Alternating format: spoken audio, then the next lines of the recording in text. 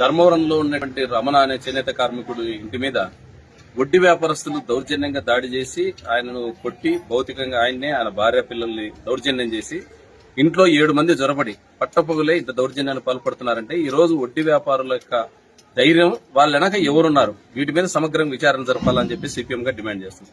ఈరోజు రమణ తీసుకున్నప్పుడు 2 లక్షలు, ఆయన తన ఫ్రెండ్ కు పూచిపడినప్పుడు 4 లక్షలు, మొత్తం 6 లక్షలు.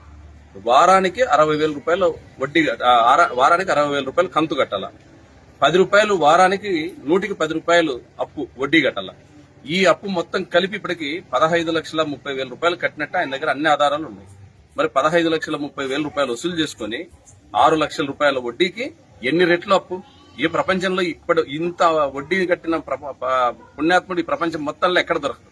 మరి ఇంత అప్పు కట్టించుకుని వడ్డీతో వసూలు చేసుకుని నేరస్తులాగా పెట్టి ఈ రోజు ఆయన భౌతికంగా హింసించి చుట్టుపక్కల వాళ్ళందరితో అవమానాలకు గురి చేసి ఇంత దౌర్జన్యానికి పాల్పడి మానసికంగా ఆ కుటుంబం పడుతున్న వేదనకు ఎవడు బాధ్యుడు? అందుకనే ప్రభుత్వాన్ని అడుగుతున్నాం. ఇప్పుడు కేసు పెట్టినాం, ఇంకా విచారణలో ముద్దాయిలు దొరకలేదు. అసలు ఇలానా ఇబ్రహీం దావుదివా ఇతర దేశాల్లో దాచిపెట్టుకోవడానికి? ఎందుకు దొరకరు? దొరకకపోతే అదే వేరే కేసుల్లో ముద్దాయిలు ఇట్లే ట్రీట్ చేస్తారా? వాళ్ళ పిల్లల్ని తీసుకొచ్చి ఇంట్లో పెడతారు కదా, స్టేషన్లలో పెడతారు. ఎందుకు పట్టుకురావడల్లా?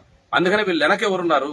ఇంత దౌర్జన్యం చేయడానికి, ఇంత బరిదెగించడానికి కారణం ఏమిటి? ఒక్కరు కాదు, ఈ ధర్మవరం పట్టణంలో కొన్ని 10ల సంఖ్యలో ఇట్లాంటి వడ్డీ వ్యాపారాల దౌర్జన్యాలు జరుగుతున్నాయని చెప్తున్నారు. అనేక మందిని ఇట్లా హింసించినారని చెప్తున్నారు. మరి ఇంతమందిని హింసిస్తుంటే పోలీస్ ఇంటెలిజెన్స్ కి తెలుదా? లేదా రాజకీయ నాయకులకు తెలుదా? ఇక్కడున్న అధికార పార్టీ నాయకుడికి తెలుదా? మంత్రి గారు కదా, ఎందుకని స్పందించలేదు? అందుకని మేము ప్రభుత్వాన్ని అడుగుతాం, తక్షణం ఈ కుటుంబానికి రక్షణ కల్పించాలి.